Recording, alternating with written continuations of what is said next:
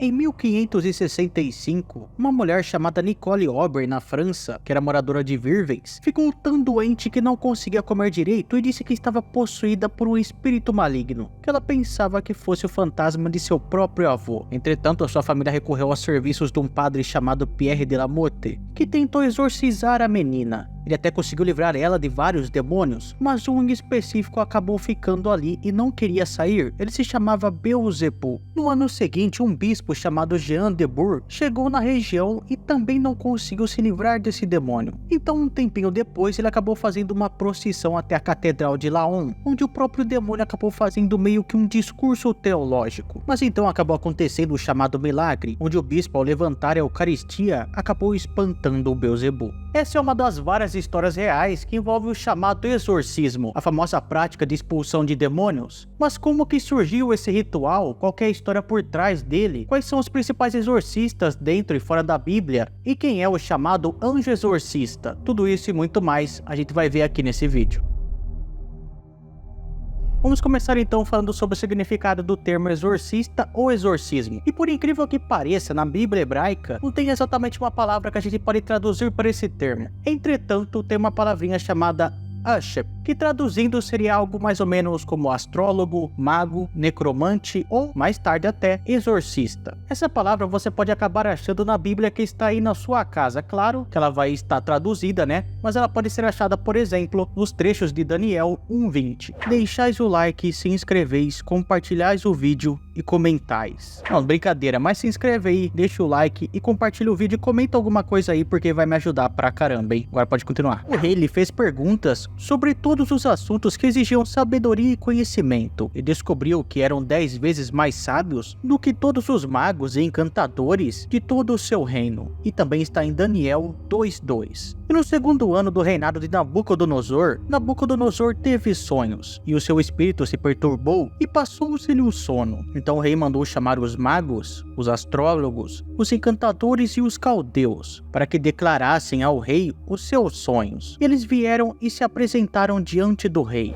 Tem mais trechos do que isso, mas eu acho que com esses daí deu para entender certinho. Bem, esse termo hebraico parece que foi emprestado de uma outra palavra, só que da Babilônia, que é o termo shipto, que significaria conjuração. E por curiosidade, na própria Mesopotâmia, que era onde ficava a Babilônia, tinha um chamado Zásipo, que a tradução seria mais ou menos magos, mas a função deles era muito mais parecida com a de médicos mesmo, já que eles tratavam as pessoas que estavam muito doentes. Mas o que acontece é que essas doenças, segundo eles, eram causadas por espíritos. Sendo assim, então, os Zásipo podiam ser vistos também como exorcistas. Existe também o termo Gazer, só que esse daí é mais visto no Alcorão, que pode ser traduzido como adivinho ou exorcista também. E tem a palavra grega esquizorxo, que no grego ático significa banir, expulsar para fora da fronteira ou excomungar, sendo basicamente exorcismo também. Inclusive é dessa palavra grega que acabou surgindo a que a gente usa. E só para avisar vocês que eu estou usando para fazer esse vídeo aqui, esse livro que é o Manual de Demonologia, e se vocês tiverem interesse em adquirir ele, eu vou deixar o link aí na descrição.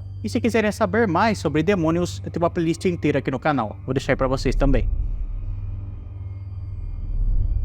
Curiosamente, tanto os demônios quanto o ritual acabaram sendo exorcizados do Antigo Testamento e banidos bem para longe. Mas sobraram dois bem importantes que podem ser encontrados nos livros de Samuel e no livro que pode ou não ser um apócrifo, depende da sua opinião, que é o livro de Tobias. No caso de Samuel, a história é a seguinte: o Espírito do Senhor se retirou de Saul, e um espírito maligno vindo da parte do Senhor o atormentava. Os funcionários de Saul lhe disseram: há um espírito maligno mandado por Deus te atormentando. Então Saul mandou os mensageiros de Jessé com a seguinte mensagem: envie-me seu filho Davi, que cuida de ovelhas. Jessé apanhou um jumento e o carregou de pães, uma vasilha de couro cheia de vinho e um cabrito, e o enviou a Saul por meio de Davi, o seu filho. Davi foi apresentar-se a Saul e passou a trabalhar para ele. Saul gostou muito dele, e Davi tornou-se seu escudeiro. Então Saul enviou a seguinte mensagem a Jessé: deixe que Davi continue trabalhando para mim, pois eu estou satisfeito com ele. E sempre que o espírito mandado por Deus se apoderava de Saul, Davi apanhava sua harpa e tocava. Então Saul sentia um alívio e melhorava, e o espírito maligno o deixava. Nesse trecho a gente tem algumas coisas bem interessantes. A primeira delas é que o espírito que está atormentando Saul se trata de um espírito de Deus, como diz ali, o espírito do Senhor. Isso porque quando tratamos de uma religião monoteísta, principalmente no Antigo Testamento, tudo acaba vindo desse único Deus, tanto o bem quanto o mal. Então até mesmo os espíritos malignos acabam vindo de Deus. Logo depois da história acaba chegando o Davi, ele consegue expulsar esse demônio, esse espírito maligno aí, através da sua canção com a harpa, que provavelmente se trata de algum salmo, e com isso ele acaba trazendo a paz para o Saul. Entretanto, mais pra frente na história, a gente acaba sabendo que nem mesmo o Davi acaba sempre tendo muito sucesso quando se trata de um exorcismo, isso porque ele acaba falhando miseravelmente também, como ocorre no seguinte trecho. No dia seguinte, um espírito maligno mandado por Deus apoderou-se de Saul. E ele entrou em transe em sua casa, enquanto Davi tocava harpa, como costumava fazer. Saul estava com uma lança na mão e a atirou dizendo, encravarei Davi na parede. Mas Davi desviou-se 2 vezes. Essa falha do rei Davi no exorcismo de Saul acaba influenciando de certa forma mais pra frente lá na Bíblia, mais especificamente no Novo Testamento, no livro de Mateus 17, 14 e 21, onde um certo homem acaba correndo em direção a Jesus, ajoelha na frente dele e pede ajuda, falando que seu filho estava muito doente, estava possuído por um espírito maligno. Ele até já tinha pedido ajuda para os discípulos de Jesus. Eles foram até a casa, mas não conseguiram se livrar do espírito. Jesus então acaba ficando meio bravo e falando que nem sempre ele estaria ali na terra para ajudá-los. Pede então para que esse filho fosse levado até ele, ele expulsa o demônio sem muitos problemas. Então é claro que os discípulos acabam perguntando para ele depois por que ele conseguiu expulsar o espírito e eles não. Então Jesus responde da seguinte forma: eu lhes digo a verdade, se tivessem fé, ainda que do tamanho de uma semente de mostarda, poderiam dizer a este monte, mova-se daqui para lá, e ele se moveria. Nada seria impossível para vocês, mas essa espécie não sai senão com oração e jejum. Meio que essa frase dá a entender que não é eles que expulsariam um demônio, mas sim o poder de Deus. E para eles terem essa ajuda, precisariam viver mais próximos a Deus. Uma maneira de conseguir isso seria através, por exemplo, do jejum e da oração, mostrando que realmente não é qualquer um que consegue fazer isso. Segundo a Bíblia, parece ter algumas maneiras diferentes de se realizar um exorcismo. Tem a música, por exemplo, como Davi fez, tem os rituais, que são os mais famosos, e tem também os remédios, mas não é xarope não, tá? Um remédio passado pelo arcanjo Rafael, como está escrito na história de Sara, presente no livro de Tobias, que é um livro que não está presente em todas as Bíblias. Normalmente as Bíblias protestantes, digamos assim, não tem. Mas a história conta pra gente que a Sara nunca consegue se deitar com seus maridos, porque eles sempre acabam morrendo antes. E tudo isso é causado por um demônio chamado Asmodeus. Então o arcanjo Rafael é enviado aqui pra terra para ajudar essas pessoas. Ele então pede para que Tobias pegue um peixe, arranque o fel, o coração e o fígado. O anjo então disse-lhe, abre o peixe e tira-lhe o coração, o fel e o fígado. Guarda-os contigo e joga fora as entranhas. O coração, o fel e o fígado do peixe servirão para remédios muito eficazes. E ele assim o fez. Entretanto, Tobias interrogou o anjo, Azarias, meu irmão, peço-te que me digas qual que é a virtude curativa dessas partes do peixe que me mandastes guardar. O anjo respondeu-lhe, se puseres um pedaço do coração sobre as brasas, a sua fumaça expulsará toda espécie de mau espírito, tanto do homem como da mulher, e impedirá que ele volte de novo a eles. Quanto ao fel, pode-se fazer com ele um unguento para os olhos que foram atingidos por manchas brancas, porque ele tem propriedade de curar. Como dito no trecho anterior, as partes do peixe, o fígado e o coração principalmente, parecem ser extremamente eficazes para expulsar espíritos malignos. Azarias ainda fala sobre as propriedades terapêuticas que tem o fel do peixe, que ajuda a curar certas doenças das pessoas, especialmente as doenças dos olhos. Só não dá para saber ao certo se essa doença em específico é causada por demônios ou não. No fim, seguindo os conselhos do anjo, o Tobias expulsa Asmodeus utilizando a receita.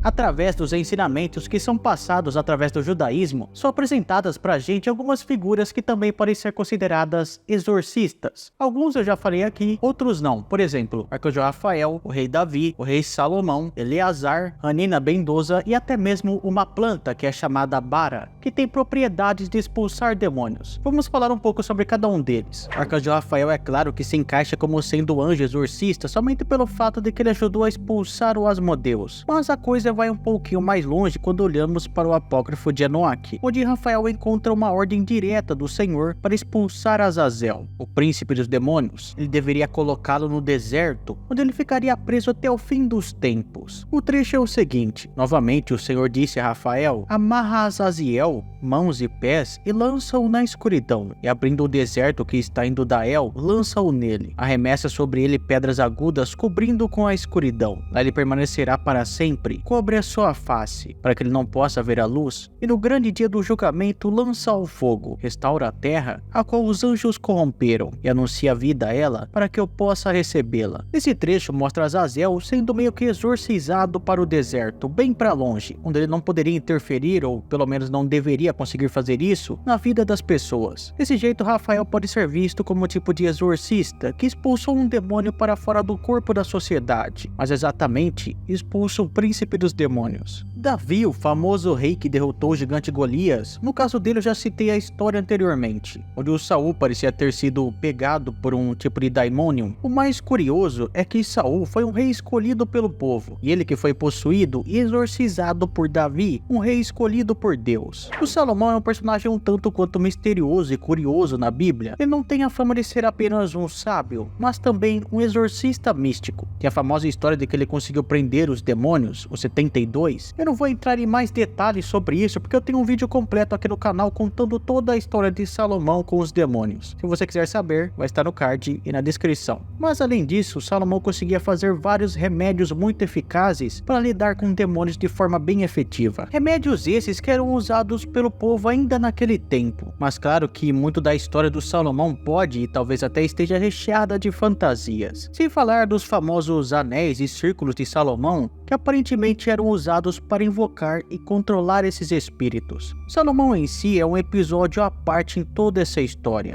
O historiador chamado Flávio Jósefo, que é um judaico romano, disse ter sido testemunha de um exorcismo cara a cara feito por um judeu chamado Eleazar, que ocorreu da seguinte forma: eu vi pessoalmente um dos nossos, chamado Eleazar, libertar os possessos de espíritos malignos, em presença de Vespasiano, de seus filhos e demais guerreiros. A cura se realizou da seguinte maneira: Eleazar segurou sob as narinas do possesso um anel no qual introduziram uma daquelas raízes indicadas por Salomão, fez com que o doente a cheirasse e assim retirou o espírito maligno pelas narinas. No mesmo instante, o possesso caiu prostrado e Eleazar, pronunciando o nome de Salomão e os provérbios por ele composto, conjurou o espírito maligno a não voltar para aquele homem. E para mostrar aos presentes que tinha realmente o poder de fazer tal coisa, Eleazar colocou uma bacia ou outro recipiente cheio d'água não distante dali e ordenou ao espírito maligno que, logo que saísse do homem possesso, entornasse a água e convencesse os espectadores de que havia abandonado o homem. Isso também aconteceu, realmente, e assim se manifestou a sabedoria e a ciência de Salomão. Achei que devia referir estes fatos para que conheçam todos como é poderoso o espírito do rei, e como ele era agradável a Deus, e para que as virtudes excelsas desse rei não ficassem ocultas a ninguém debaixo do sol. Como vocês viram, Eleazar teria usado os ensinamentos de Salomão para fazer o exorcismo, além de usar também uma planta que provavelmente é a bara. Mas existe um outro homem também que teria sido um exorcista chamado Hanina ben Dossa, que era um galileu, que segundo as fontes rabínicas viveu em Árabe, uma cidade na Galileia. De toda forma, parece que ele foi um taumaturgo, ou traduzindo, alguém que opera milagres. Dizem que ele costumava orar sobre doentes e dizer se aquele viveria ou morreria, tudo através do poder da oração. Mas tem uma história que é muito importante dele e que ele acaba encontrando a Ágraf, que é a rainha dos demônios. Essa rainha costumava atacar pessoas todas as noites, mas por intervenção de Hanina, ela começou a atacar com o seu exército apenas 2 vezes por semana. A bara é considerada uma planta exorcista, já que ela era muito importante tanto para os remédios utilizados pelo Salomão, quanto pelo relato que eu contei para vocês do Eleazar, e muito provavelmente esse ritual com ela era muito feito no tempo de Salomão. Segundo dizem, essa planta poderia ser achada em um local que tem o mesmo nome que ela, que é bara, mas era muito perigoso você tentar pegá-la, porque exceto se você tivesse a mesma planta em suas mãos, você poderia acabar morrendo. Entretanto, assim que você conseguisse ela, você poderia se expor a qualquer tipo de perigo, até mesmo aos espíritos. Tanto que se você se aproximasse com as raízes da bara perto de alguém possuído ou perto de algum demônio qualquer, esse ser acabaria fugindo.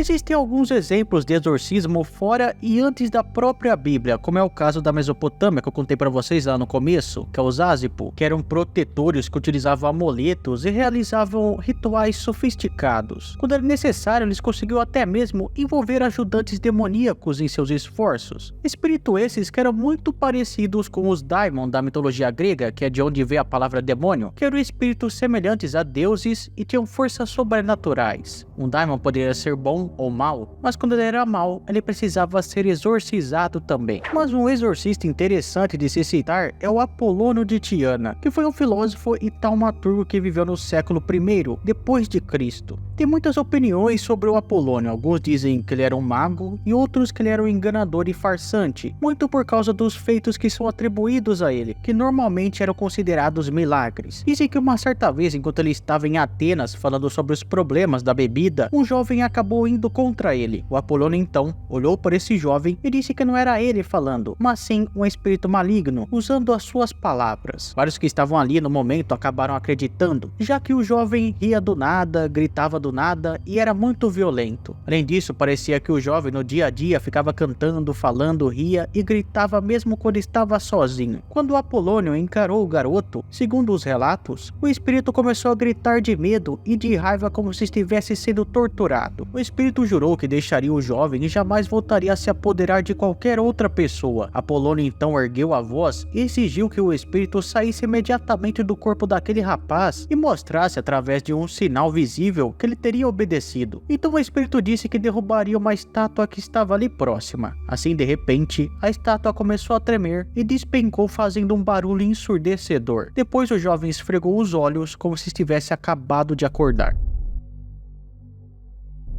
Não tem como falar de exorcismo sem citar o principal e o melhor dos exorcistas, que foi Jesus. Segundo a Igreja Católica, o exorcismo ocorre quando, em nome do próprio Jesus, se exige que um espírito maligno saia de uma pessoa ou de um objeto, ou até proteger algo desses espíritos. É o próprio Jesus que empresta esse poder. Em teoria, nenhuma pessoa nasce com esse dom. Inclusive, por falar em nascimento, o próprio batismo, de certo modo, pode ser visto como exorcismo, já que seria para tirar o pecado original ou até proteger o bebê. O chamado exorcismo solene ou grande exorcismo, em regra, só pode ser feito por um presbítero e com licença do bispo, e mesmo nele tem que seguir rigidamente as leis estabelecidas pela igreja, e é somente usado como último recurso, quando se tem certeza absoluta que se trata de uma possessão demoníaca e não de um tipo de doença, normalmente psíquicas. No caso de doenças, é importante lembrar que tanto Jesus quanto os outros exorcistas que eu citei aqui viveram em momentos onde a saúde pública era quase nula. Não tinha um postinho para que as pessoas fossem ali se tratar e resolver as suas doenças. Então era comum que quase qualquer doença que fosse curada era levada como um milagre, e que as próprias doenças fossem vistas como causadas por demônios ou outros tipos de espíritos. Jesus mesmo constantemente encontrava Satã ou os colegas dele, principalmente quando tinha que realizar trabalhos de cura. Mas, entretanto e todavia, os exorcismos de Jesus não eram apenas histórias simples de cura, já que ele também recolocava a pessoa na sociedade, antes sendo ela alguém considerada desviada. As duas histórias mais interessantes de Jesus, que envolvem ele expulsando demônios, são, por exemplo, a que envolve o demônio Legião. Então Jesus lhe perguntou: qual o seu nome? Meu nome é Legião, respondeu ele, porque somos muitos. E implorava a Jesus que não os mandasse sair daquela região. Uma grande manada de porcos estava pastando numa colina próxima. Os demônios imploraram a Jesus: manda-nos para os porcos, para que entremos neles. Ele lhes deu permissão, e os espíritos imundos saíram e entraram nos porcos. A manada de cerca de 2.000 porcos atirou-se o precipício abaixo, em direção ao mar, e nele se afogou. E também tem o encontro dele com o próprio Satanás no deserto.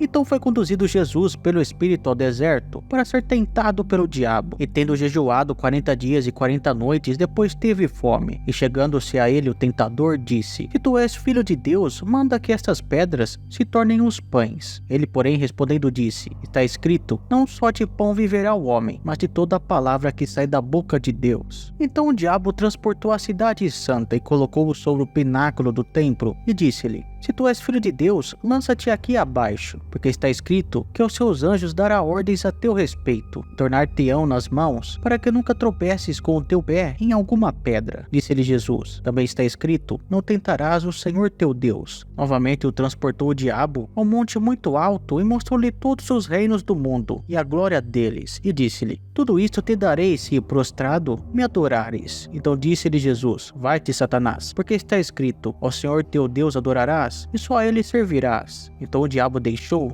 e eis que chegaram os anjos e o serviam.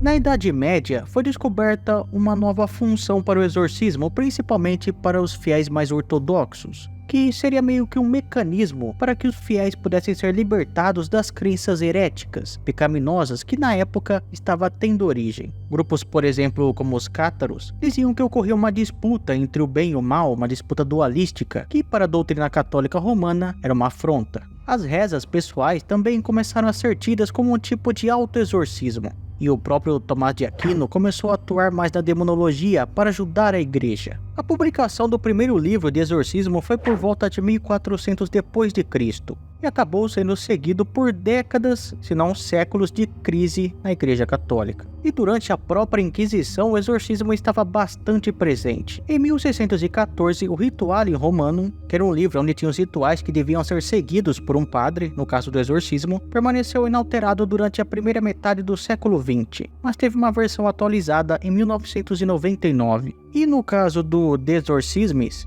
que seria um documento de 84 páginas da Igreja Católica que descreve o ritual do exorcismo, quando pegamos a versão de 1614 e 1999, elas são muito parecidas, embora na última fale bem mais do batismo. E com isso, os rituais que ocorrem hoje em dia se inspiram muito nos seus anteriores. E agora, falando sobre esse famoso ritual da Igreja Católica, que foi abordado várias vezes em filmes e séries, não dá para saber ao certo como ocorre ele, porque tem muita coisa que só o Vaticano sabe e que é guardado pela Igreja e tudo mais. Mas como eu disse para vocês, o ritual normalmente é realizado por um presbítero, e esse é um outro nome para o padre. Mas também não é qualquer padre que pode fazer isso, normalmente são aqueles que fizeram o curso de exorcismo em Roma. E mesmo fazendo esse curso, ele ainda precisaria da permissão do bispo para realizar o exorcismo. E também precisaria ter certeza de que aquela pessoa está possuída, porque ela pode ter 1001 coisas antes de uma possessão demoníaca. Então o padre, junto com um grupo de pessoas, que normalmente tem até psiquiatras, psicólogos e até neurologistas, fazem uma avaliação do indivíduo. E o padre normalmente procura os chamados sinais de possessão, que incluem vômito, cuspe, xingamentos, a pessoa começar a agir de maneira violenta e principalmente a reação da pessoa a orações. E se confirmada a possessão, começa as sessões de exorcismo, que são basicamente orações sacramentais, que duram de 30 a 40 minutos e podem levar até mais de uma sessão, até resolverem a situação. Se você gostou desse vídeo, não esqueça de deixar o like, de se inscrever no canal e de compartilhar o vídeo. Valeu, falou, tchau.